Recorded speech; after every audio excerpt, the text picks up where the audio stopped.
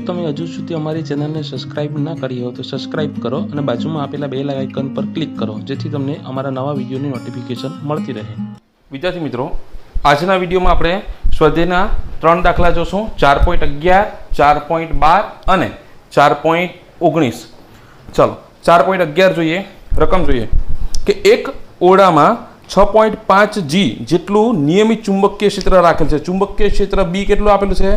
6.5 G અને 1 G બરાબર 10⁻⁴ tesla, એટલે શું થશે? 6.5 ગુણ્યા 10⁻⁴ ટેસ્લા।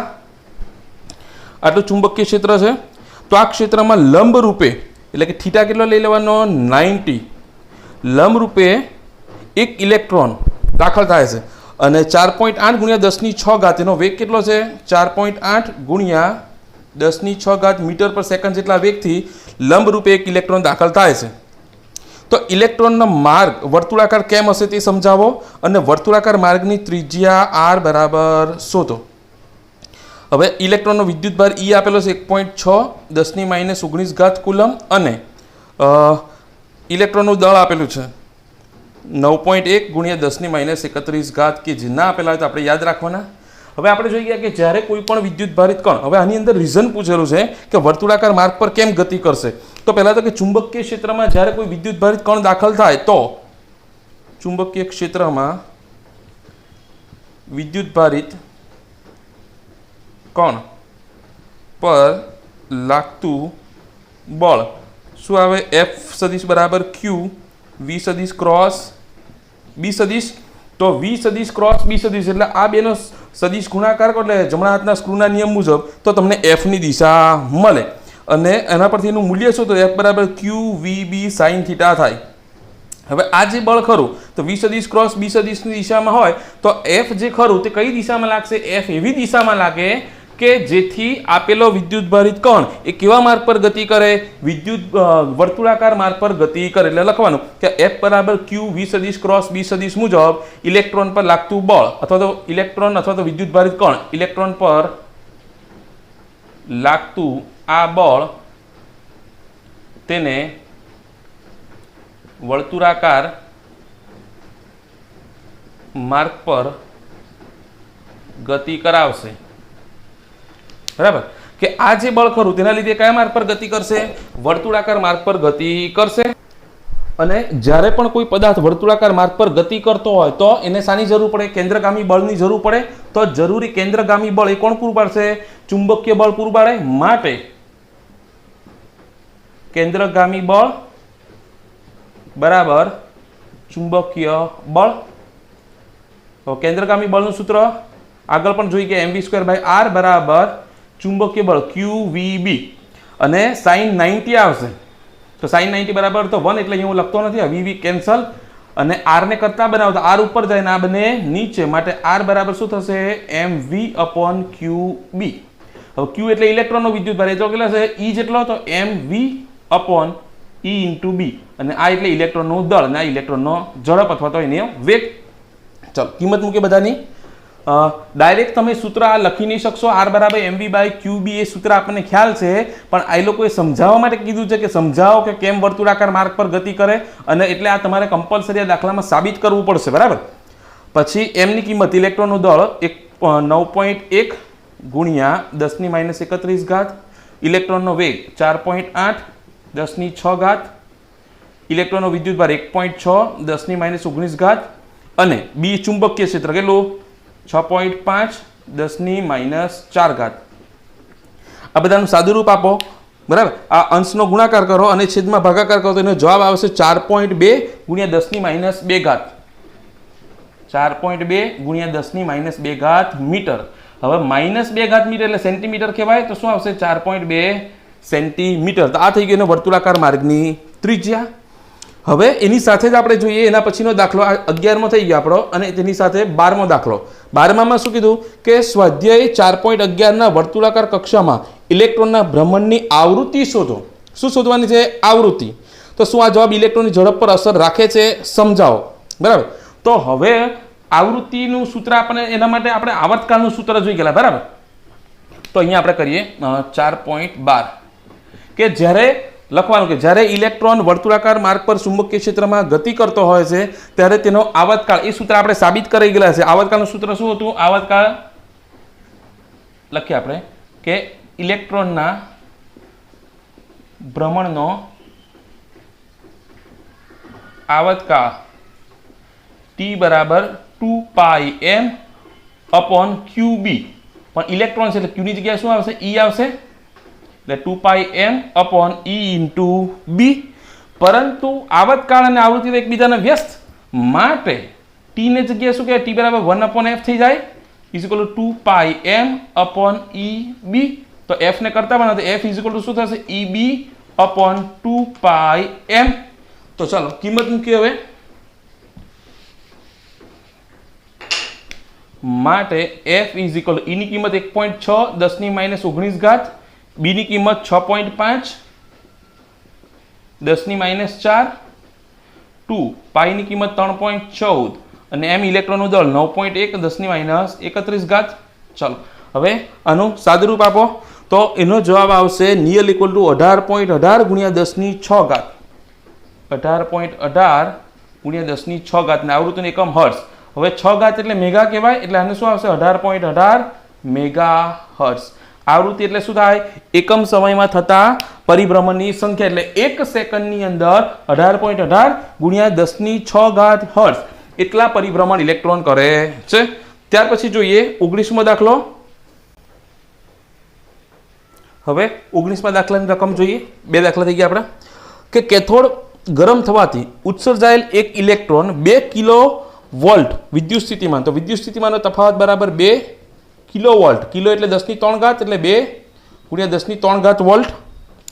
વિદ્યુત સ્થિતિમાનમાં તફાવત વડે પ્રવેગિત થાય છે અને 0.15 ટેસ્લાનું, એટલે B બરાબર 0.15 ટેસ્લા ના ચુંબકીય ક્ષેત્રમાં જેટલા નિયમિત ચુંબકીય ક્ષેત્રના વિસ્તારમાં દાખલ થાય છે, જો આ ક્ષેત્ર પહેલું કે પ્રારંભિક વેગને લંબરૂપે હોય, તો પહેલામાં શું કીધું એની અંદર કે આ ક્ષેત્ર અને વેગ વચ્ચે એકબીજાને લંબ છે, એટલે કે થીટા કેટલા છે? 90 ડિગ્રી હોય તો, અને બીજામાં પ્રારંભિક વેગ સાથે 30 ડિગ્રીનો કોણ બનાવતું હોય તો ઇલેક્ટ્રોનના ગતિપથની ત્રિજ્યા શોધો. એટલે કે ચુંબકીય ક્ષેત્રમાં એકવાર ઇલેક્ટ્રોન લંબરૂપે દાખલ થાય ત્યારે એના ગતિપથની ત્રિજ્યા, ને એકવાર 30 ડિગ્રીના કોણે દાખલ થાય તો એના ગતિપથની ત્રિજ્યા કેટલી. હવે આપણે જોઈ ગયા કે જ્યારે કોઈ ઇલેક્ટ્રોન, અહીંયા લખવાનું કે ઇલેક્ટ્રોન જ્યારે ઇલેક્ટ્રોન લંબરૂપે ચુંબકીય ક્ષેત્રમાં દાખલ થાય છે ત્યારે તે વર્તુળાકાર માર્ગ પર ગતિ કરે છે. કે જ્યારે લંબરૂપે દાખલ થાય ત્યારે કેવા માર્ગ પર ગતિ કરશે? વર્તુળાકાર માર્ગ પર ગતિ કરે. તો અને જરૂરી કેન્દ્રગામી બળ કોણ પૂરું પાડે? ચુંબકીય બળ. હવે એના માટે વર્તુળાકાર માર્ગની ત્રિજ્યાનું સૂત્ર આપણે જોઈ ગયા, R બરાબર mv/EB, બરાબર. એમાં વેગની જરૂર પડે, બરાબર. તો એ વેગ કેવી રીતના શોધશું? તો હવે આ વેગ નથી આપેલો, આ આપણને વોલ્ટેજ આપેલા છે કે દાખલ થાય ત્યારે કેટલા વોલ્ટેજના તફાવત, વિદ્યુત સ્થિતિમાનનો તફાવત હોય તેના લીધે પ્રવેગિત થાય. 2 ધ્રુવ હોય, એક ધન ધ્રુવ અને ઋણ ધ્રુવ, એના વચ્ચે વિદ્યુત સ્થિતિમાનનો તફાવત હોય તો જ ઇલેક્ટ્રોન ગતિ કરી શકે. અને જ્યારે વિદ્યુત સ્થિતિમાનનો તફાવત ત્યારે એની પાસે સ્થિતિ ઉર્જા હોય, અને જેવો ઇલેક્ટ્રોન ગતિ કરે ત્યારે સ્થિતિ ઉર્જાનું રૂપાંતરણ શામાં થશે? ગતિ ઉર્જાની અંદર થાય. માટે ઇલેક્ટ્રોનની ગતિ ઉર્જા ઇઝ ઇક્વલ ટુ ઇલેક્ટ્રોનની સ્થિતિ ઉર્જા. સ્થિતિ ઉર્જાનું રૂપાંતરણ શામાં થશે? ગતિ ઉર્જામાં. હવે ગતિ ઉર્જાનું સૂત્ર 1/2 mv² ઇઝ ઇક્વલ ટુ સ્થિતિ ઉર્જા U બરાબર Q ઇન્ટુ V. Q ની જગ્યાએ ઇલેક્ટ્રોનનો વિદ્યુતભાર E અને વિદ્યુત સ્થિતિમાન V. ખ્યાલ આવે છે? હવે આપણે વેગ શોધવાનો છે મારે, એટલે વેગને હું કરતા બનાવું. માટે શું થશે? v² ઇઝ ઇક્વલ ટુ 2 પર જાય તો 2ev અપોન આ એમ ક્યાં આવશે? નીચે. કિંમત મૂકું 2, E ની કિંમત 1.6 10⁻⁹. V એટલે વિદ્યુત સ્થિતિમાન, બરાબર. આ V કેન્સલ નથી કરવાનું કેમ કે આ વિદ્યુત સ્થિતિમાન છે ને આ વેગ છે. તો વિદ્યુત સ્થિતિમાન કેટલું છે? 2 10⁻3. ઇલેક્ટ્રોનનું દળ કેટલું? 9.1 10⁻31. હવે આ તો કોની કિંમત આવી? v² ની. તો હવે V ની કિંમત શોધું તો આ શામાં જતું રહેશે? વર્ગમૂળમાં જતું રહે. તો આનો જવાબ આવશે, આપણે કરીએ કેલ્સીમાં કે 2 ગુણ્યા 1.6 ગુણ્યા 2 એના ભાગ્યા 9.1, તો જવાબ આવશે 0.7032. 0.7032. હવે ઘાત જોવાની, એકી ઘાત ના હોવી જોઈએ, બરાબર. તો -31 ઉપર જાય તો +31, 31 ને 3 34, 34 માંથી 19 જાય તો 15 ઘાત, એટલે અહીંયા કેટલી આવશે 10 ની 15 ઘાત. હવે ઘાત બેકી કરવી હોય, મારે 14 ઘાત કરું તો 1 પોઈન્ટ આ બાજુ ખસાડી લઉં તો 7.032 ગુણ્યા 10 ની 14 ઘાત. હવે 7.032 નું વર્ગમૂળ કાઢો તો એનો જવાબ આવે છે 2.65 17 ગુણ્યા 14 ઘાત છે તેનો હાફ કરો તો કેટલા થશે 7 ઘાત, તો આટલા મીટર પર સેકન્ડ. એટલે આ નિયરલી કોઈ પાછળના અંક નાખીએ તો 2.65 ગુણ્યા 10 ની 7 ઘાત મીટર પર સેકન્ડ, આટલો એનો વેગ આવી ગયો. હજુ તો વેગ મળી ગયો, આપણે તો શું શોધવાનું છે, વર્તુળાકાર માર્ગની ત્રિજ્યા. તો હવે જ્યારે વર્તુળાકાર માર્ગ પર ગતિ કરે તો શું થાય, જરૂરી કેન્દ્રગામી બળ એ કોણ પૂરું પાડે, ચુંબકીય બળ. તો કેન્દ્રગામી બળ બરાબર ચુંબકીય બળ. પાછું દર વખતે આ લખવું પડશે, mv²/r = qvb, અને sin થીટા, થીટા કેટલા છે 90 ડિગ્રી, એટલે sin 91 થશે. આ v કેન્સલ, નાના પરથી r નું કિંમત આવે mv/q × b, અને q એટલે ઇલેક્ટ્રોનનો વિદ્યુત ભાર, એટલે અહીંયા શું આવશે evb આવશે, e. ચાલો કિંમત મૂકીએ. ઇલેક્ટ્રોન દળ 9.1, 10 ની -31, v એનો વેગ આપણે શોધેલો છે 2.65, 10 ની +7 ઘાત અપોન 1.6, 10 ની -19 ઘાત, અને b 0.15. ચલો એનું સાદુરૂપ આપીએ આપણે તો એનો જવાબ આવશે 100.479 ગુણ્યા 10 ની ઘાત છે કે -19 ઉપર જાય તો +19, 19 ને 7 26, 31 ને આ 26 એટલે કેટલા થશે 5, એટલે 10 ની -5 ઘાત. હવે 2 પોઈન્ટ આ બાજુ ખસાડો તો 1.004 અને 10 ની -3 ઘાત મીટર, અને એને તમારે mm માં કન્વર્ટ કરવા હોય તો -3 ને 1 mm કહેવાય, તો 1 mm.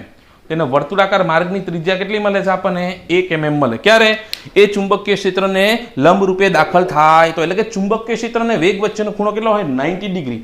આ તો આપણો ફર્સ્ટ પાર્ટ પતી ગયો. સેકન્ડ પાર્ટની અંદર શું કીધું કે જ્યારે ચુંબકીય ક્ષેત્ર અને વેગ વચ્ચેનો ખૂણો કેટલો હોય 30 ડિગ્રી હોય તો શું થાય. હવે કાલે આપણે લાસ્ટ લેક્ચરમાં આગળ એકાદ લેક્ચરમાં જોઈ ગયા કે જ્યારે વર્તુળાકાર માર્ગ ચુંબકીય ક્ષેત્ર સાથે 90 સિવાયનો કોઈ પણ ખૂણો બનાવે ત્યારે તેનો માર્ગ વર્તુળાકાર રહેતો નથી, પરંતુ એ સર્પિલ આકારે ગતિ કરે, બરાબર, હેલિકલ માર્ગ પર ગતિ કરે. એકાદ આપણે શરૂઆતમાં લેક્ચરમાં જોઈ ગયા, બરાબર. તો હવે તેની અંદર કીધેલું કે આ કઈ દિશા, વી સદિશની દિશા, ને અહીંયા વર્તુળાકાર માર્ગ પર એનો વેગ અહીંયા હોય તો વેગના બે ઘટક મળે. આ વી સદિશ હોય તો અહીંયા વેગનો આ ઘટક કયો મળે v cos થીટા, એ ખૂણો થીટા હોય તો, અને આ કયો ઘટક મળે v sin થીટા. તો આ બે ઘટકમાંથી v cos થીટા જે ઘટક ખરો તે એની કઈ ગતિ કરાવે, રેખીય ગતિ કરાવે, અને v sin થીટા જે ઘટક ખરો વેગનો તેની કોણીય ગતિ, એટલે કે વર્તુળાકાર માર્ગ પર ગતિ કરાવે. તો વર્તુળાકાર માર્ગ પર ગતિ માટેની ત્રિજ્યા શોધવાની છે ને આપણે. તો વર્તુળાકાર માર્ગ પર ગતિ કરવા માટે વેગનો કયો ઘટક આવે, v sin થીટા ઘટક, અને cos થીટા રેખીય ગતિ માટે, અને આ બીજા કિસ્સામાં થીટા કેટલો લેવાનો છે 30 ડિગ્રી. તો હવે આપણે ડાયરેક્ટ પેલું અહીંયા આ જ દાખલામાં સાબિત કરેલું છે ને r નું સૂત્ર, એટલે પાછું કરવાની જરૂર નથી. તો વર્તુળાકાર માર્ગની ત્રિજ્યા r = mv/eb આવતું. હવે અહીંયા v આવતો કેમ કે b અને સોરી આખો જે વેગ હતો તે માત્ર વર્તુળાકાર માર્ગમાં વપરાતો ગતિ કરવા માટે, પણ અહીંયા આખો વેગ વપરાતો નથી. વેગનો માત્ર cos ઘટક જ sin ઘટક જ વર્તુળાકાર માર્ગ માટે વપરાય. એટલે મારે અહીંયા શું લખવું પડે, v ની જગ્યાએ v sin થીટા લખવું પડે. ખ્યાલ આવે છે? તો v sin થીટા, અને થીટા કેટલા છે 30, એટલે મારે અહીંયા sin 30 મૂકવા પડે. તો r પાછી કિંમત મૂકીએ, m ની કિંમત કેટલું 9.1, 10 ની -31 ઘાત ગુણ્યા એનો વેગ આપણે કેટલો આવેલો હતો આગળનામાં 2.65, 10 ની 7 ઘાત ભાગ્યા e 1.6, 10 ની -19 ઘાત, અને b ની કિંમત 0.15, અને આ sin 30 કેટલા આવશે 1/2. એટલે આપણો જે ઉપરનો જવાબ હતો તેના કરતાં અડધો જ થઈ જશે. તો ઉપરનો જવાબ કેટલો હતો? કેમ કે આ બધું તો સેમ છે, અહીંયા 1/2 તેનું સાદું રૂપ આપો તો ઉપરનો જવાબ આપણો કેટલો આવેલો? 1 × 10⁻³ આવેલો. તો 1/2 આવશે એટલે ભાગ્યા 2 એટલે 0.5 10⁻³ મીટર એટલે કે 0.5 mm. 0.5 mm લખો કે 0.50 mm લખો, કોઈ ફરક પડતો નથી. હવે એક વસ્તુ આપણે રહી ગઈ, એની આગળનો જે દાખલો જોઈ ગયા 12મો દાખલો, તેમાં એક આપણને પૂછેલું હતું કે જ્યારે ઇલેક્ટ્રોન, શું આ જવાબ ઇલેક્ટ્રોનની ઝડપ પર અસર કરે છે સમજાવો. તો આવૃત્તિનું જે સૂત્ર આપણું હતું તે આવૃત્તિનું સૂત્ર શું આવેલું? F બરાબર QB EB/2πm સૂત્ર હતું. તો આવૃત્તિનું જે સૂત્ર છે તેની અંદર કશે વેગવાળું પદ નથી, બરાબર? એટલે કે ચુંબકીય ક્ષેત્ર પર આધાર રાખે અને દળ પર આધાર રાખે અને વિદ્યુતભાર પર આધાર રાખે. આ બે તો અચળ જ હોય ઇલેક્ટ્રોન માટે. એટલે જો ચુંબકીય ક્ષેત્ર બદલાય તો એની આવૃત્તિ બદલાય, બાકી બીજી કોઈ રાશિ પર આધાર રાખતું નથી. એટલે એ ઝડપ ઉપર આધાર રાખતું નથી, માટે જે આવૃત્તિ છે તેનો જવાબ બદલાશે નહીં. આટલી વસ્તુ એડ કરી દેવાનું. કયા દાખલામાં? 4.12. તો આપણે 3 દાખલા જોઈ ગયા, 4.11, 12 અને 19.